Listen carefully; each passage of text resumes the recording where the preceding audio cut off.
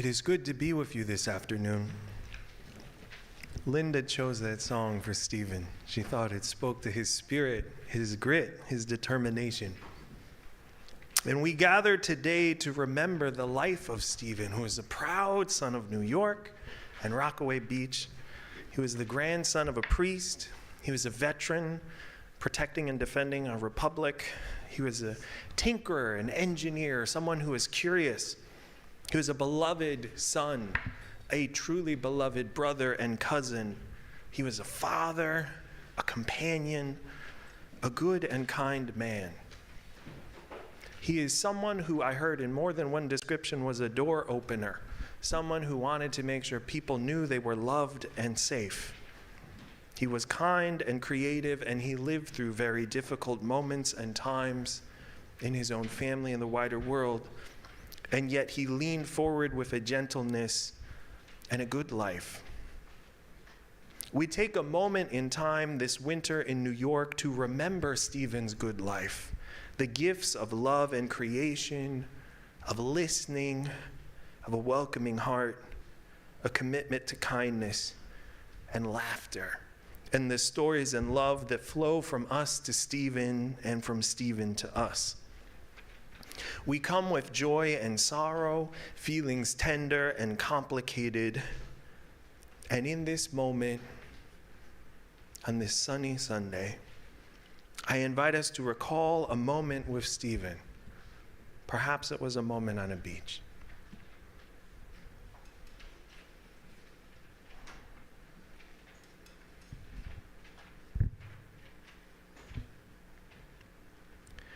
In the book of Ecclesiastes, it says there's a time for everything under the sun, a time to mourn and a time to laugh, a time to break down and a time to build up, a time to hunt and a time to heal, a time to weep and a time to dance. As we gather today, humble before all that is, we honor Stephen's life and his beloved family. We think about all he grew up with, all who taught him how to be. We think about his father who died when he was a teenager. We think about his dynamic, loving mother who is a matriarch to a vast and wonderful family. We remember that Stephen was drafted and served in Vietnam as a young man. We know that when he was an older man, he protected and advocated for veterans and made sure that they knew their rights when they were accessing the VA. He was dedicated to having a home with open doors, welcoming whoever needed a safe space and a loving presence. As someone said to me, he made his mark. He made his mark, and it was a good one. Stephen struggled with illness, but even then, he affirmed the power of love and brought a calmness and a kindness, joy, inspiration. He was a gentle listener. Today, we recall him. And perhaps in a month from now, we may not hurt like today, but then a thought or a visit to the shoreline or a line from a movie or a bit of music will remind us of Stephen, and we will be right back with him. And those moments, even if they are sad, are holy. They are a reminder of a deep and abiding connection that will never go away. From all the accounts I've read and heard, Stephen was a good man. And may his memory, his eternal memory, be a blessing to you. In the book of Psalms, it's written, "Steadfast love belongs to you, and you repay to all according to their work." We recall Stephen, we honor his family, and we are in awe before a life that is beautiful. Thank you, Stephen. It is a tradition in our congregation to mark sacred moments and gatherings with the ringing of the bells of our sanctuary. Today, those bells will be rung by Stephen's grandchildren, led by Sophia, all of them, Thaddeus, Maximus, Judah. I invite you now to the bell tower to ring the bells 3 times for all that has been, for the memories we share today, and for the memories we will share in the future.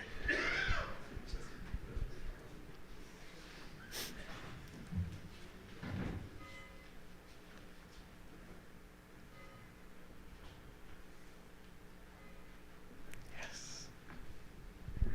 May the sound of those bells inspire us and comfort us.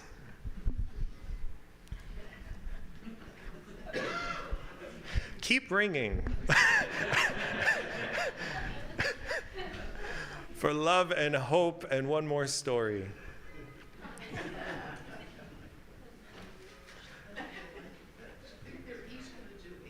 Okay.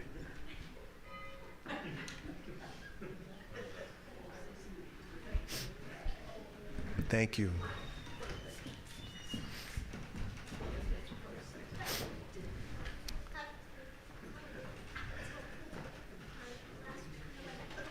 Stephen served this country, just like his grandchildren served us in this moment, to call us into joy and hope.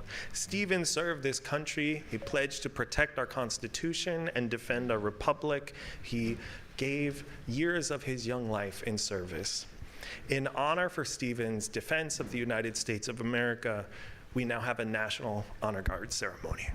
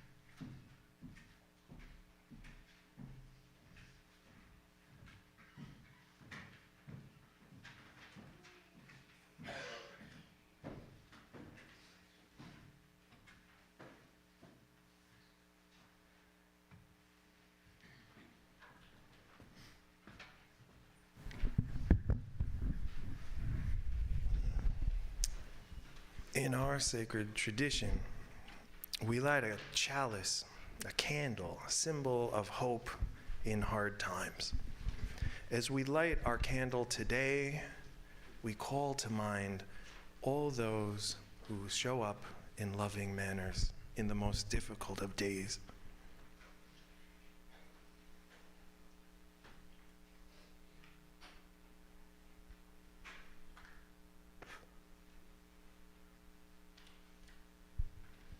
May we be inspired by the possibility of hope abiding.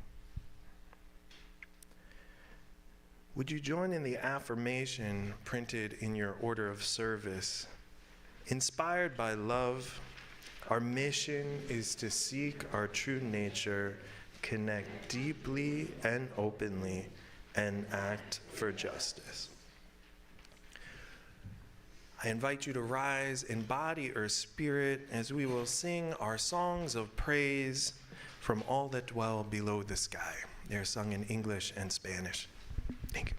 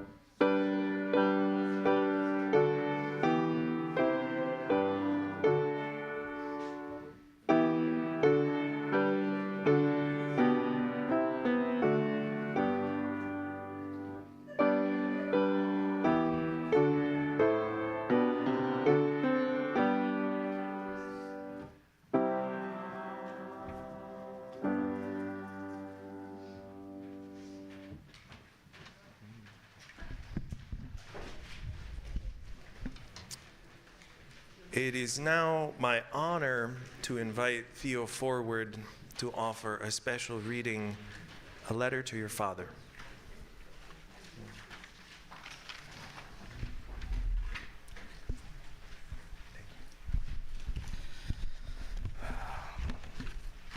Hello, everyone. I wrote this for my father towards the end of his life.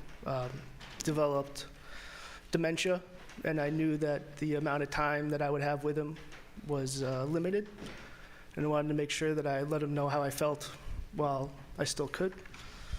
So I wrote this to him, and I felt like now was an appropriate time to read it all to you. My father often told me, "I'm sorry, pal, you're just like me." He would say this when he commiserated to me about some introspection I had shared, about how I did not have a lot of friends, how I got angry, how I often preferred solitude.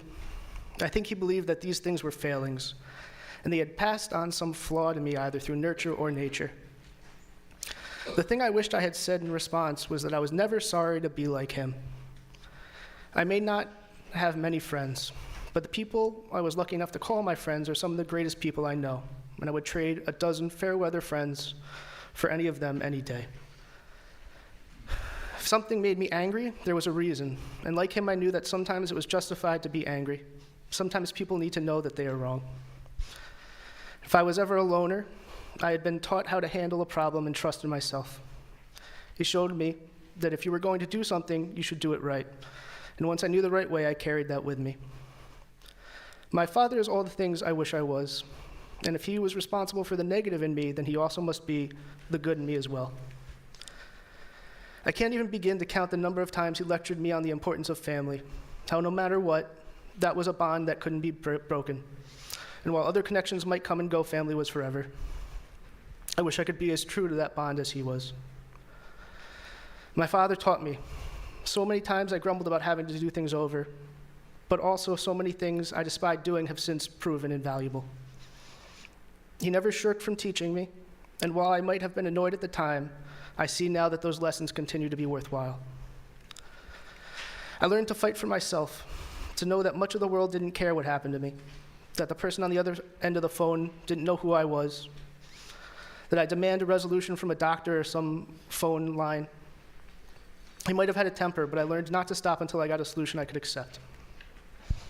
I love my father, and I'm proud to be like him. When he would say, "I'm sorry, you're just like me," I wish I had said, "You and Mom gave me your best parts, and I'm happy to be just like you." I know that as my sons grow up, I will damage them in ways that I cannot see, but I take solace in the hope that I will give them the tools to become good men, like my father did for me.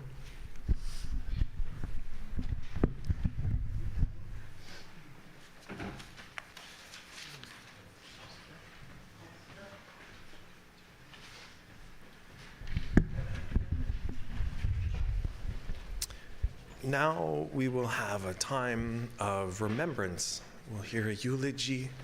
We'll also hear music that means a great deal to Shane and to this wider family. And then we'll hear words from Linda. So now I invite Theo back during this time of remembrance to offer a full eulogy. Thank you.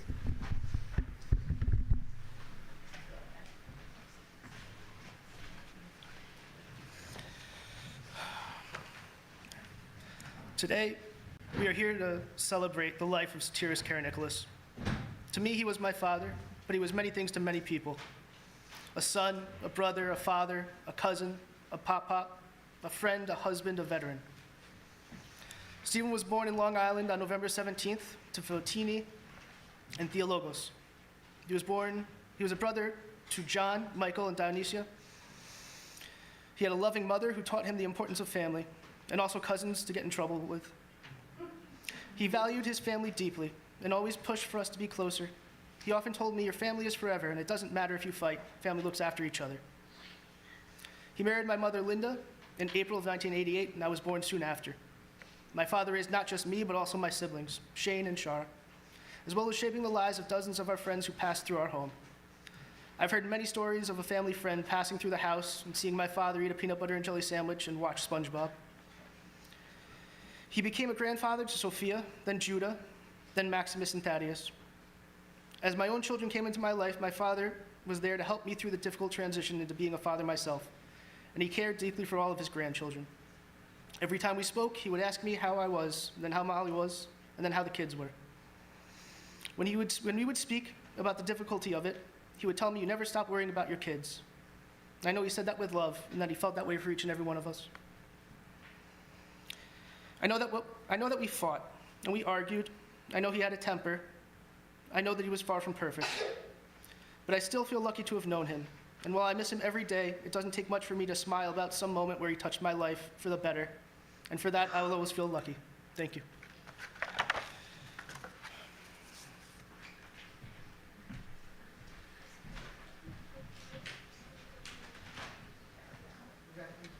And now this, would you like? Okay. Shane will introduce this piece.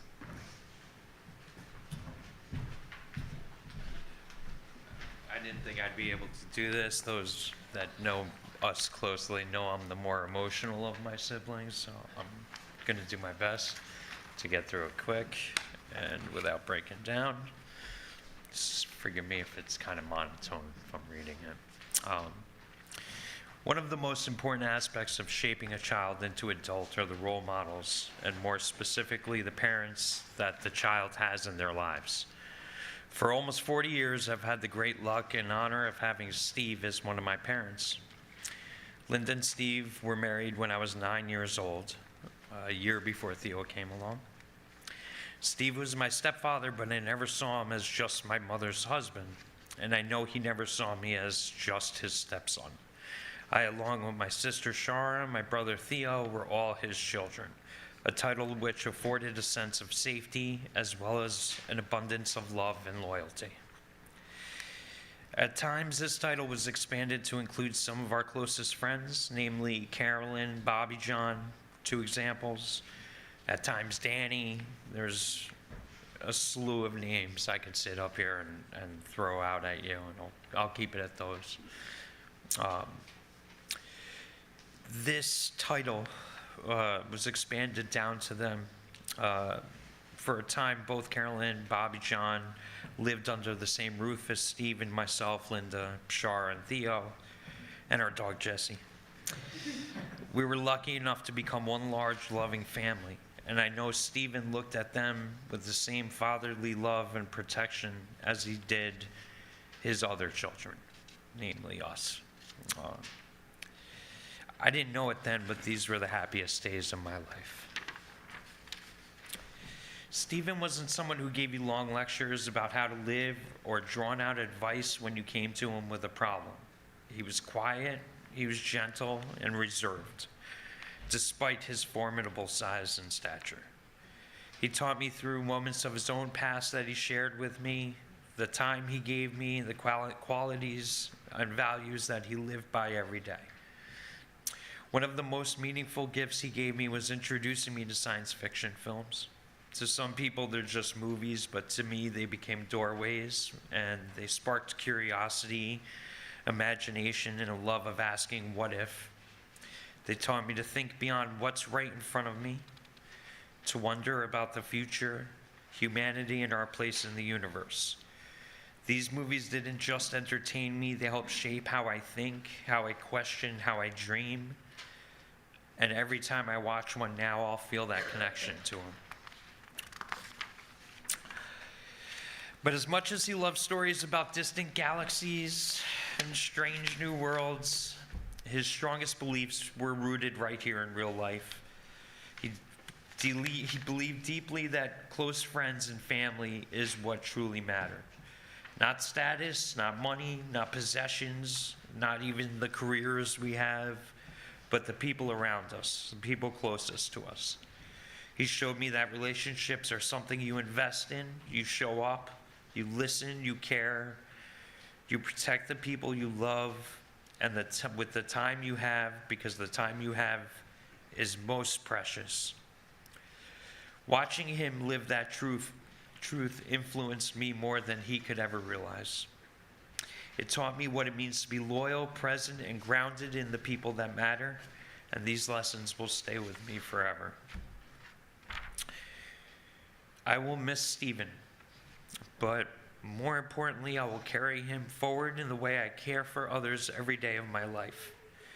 The greatest lesson Stephen taught me is this: strangers can become acquaintances, acquaintances can become friends, friendships can be nurtured and become family. And there's nothing more valuable to any one person in this life than family. Thank you for everything you gave me. I am who I am because you showed up. And you will always be a part of me. Thanks.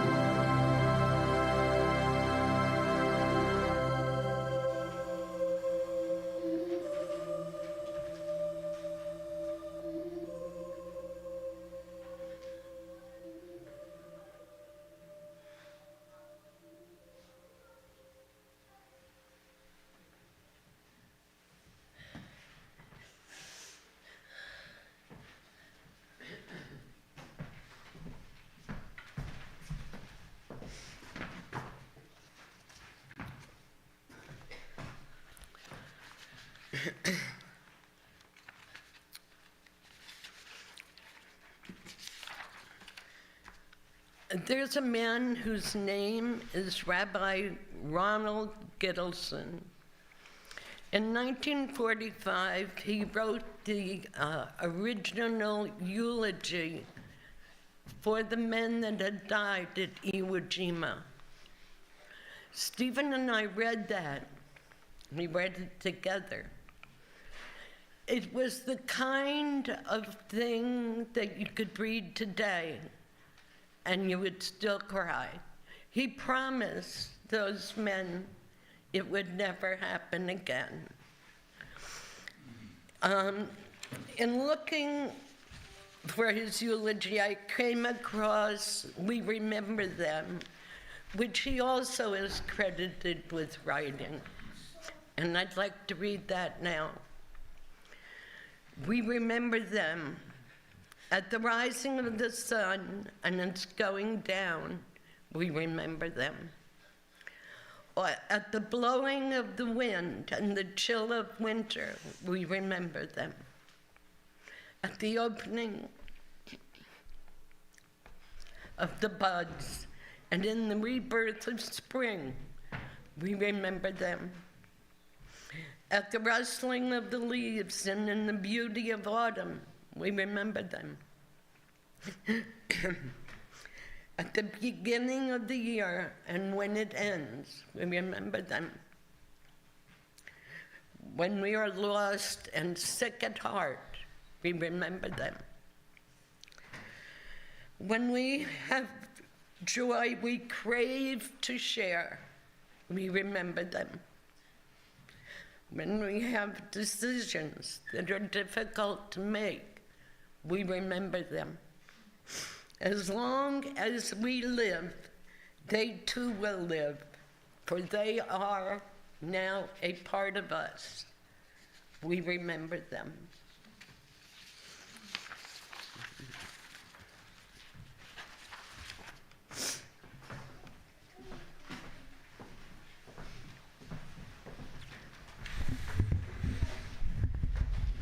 It's a tradition in this congregation for the community to sing. And all the songs this morning were chosen by Stephen's family. I invite you to look for the teal hymn book. It's a slight blue hymn book. And go to 1053, How Could Anyone? Hymn number 1053, How Could Anyone? We'll hear the tune, and then I invite you to rise and body your spirit to sing.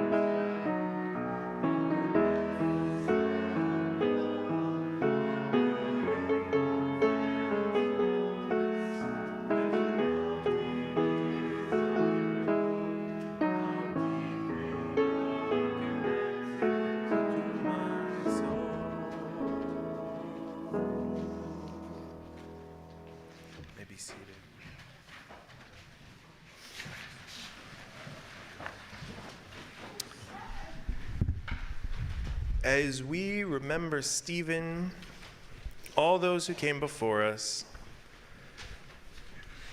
We offer this prayer sacred in the ancient Orthodox Church and recited around the world in honor of all that has been and will be. Our Father, who art in heaven, hallowed be thy name. Thy kingdom come, thy will be done, on earth as it is in heaven. Give us this day our daily bread, and forgive us our trespasses as we forgive those who trespass against us. And lead us not into temptation, but deliver us from evil. Amen. As we gather, we recall Stephen's life, his sacred life, his holy life, a life well lived, one blessed with the gift of a listening ear, with family, with love of Ocean, with love of the family who taught him to love Ocean, with love of the people who he brought into his life and made family.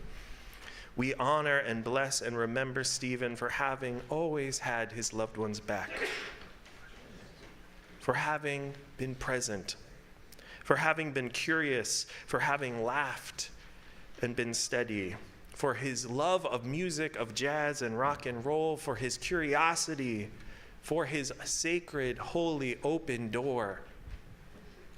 We remember Stephen, and we give grace and gratitude and hope for a kind man, a good man, who gave blessings to so many people, including strangers who are not in this room right now, but who have a better life because of the advocacy and love and kindness that he brought into so many spaces.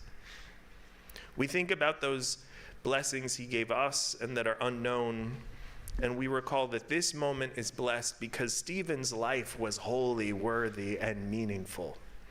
This moment is blessed, and it's a reminder of the gift of a good man's life. This moment is blessed. His place of rest in our hearts is blessed and sacred, and a gift of renewal. In a moment, I will light 3 candles for all that Stephen offered us in his life, for the sacredness of this moment, and for the commitment to share his stories again and again and again, and to live in a way that honors them.